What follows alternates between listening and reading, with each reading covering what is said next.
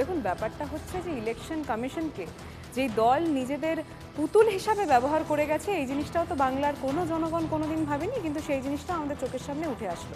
এবার যে আমরা দেখতে পাচ্ছি যে স্ট্রং রুমকে কেন্দ্র করেও তারা যেইভাবে গোটা প্রক্রিয়া চালানোর চেষ্টা করছে, যখন ইভিএম ঢুকছে, ঢুকে কোথায় যাচ্ছে, সেখানে প্রপার স্ক্রিনিং হচ্ছে না, সেই দৃশ্য আমাদের চোখের সামনে উঠে আসলো।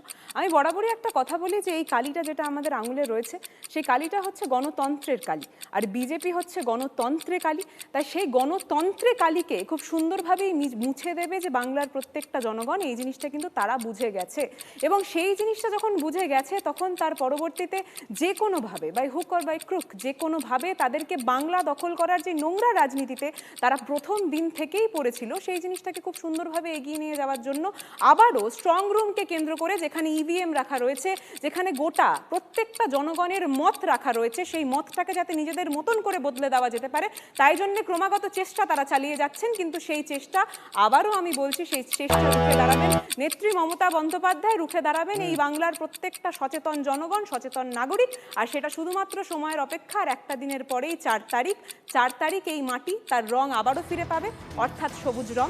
আমরা সকলেই জানি জনগণের মত ঠিক সমান জায়গাতেই বসবে, তৃণমূল কংগ্রেস আবারও ক্ষমতা নিয়ে ফিরবে।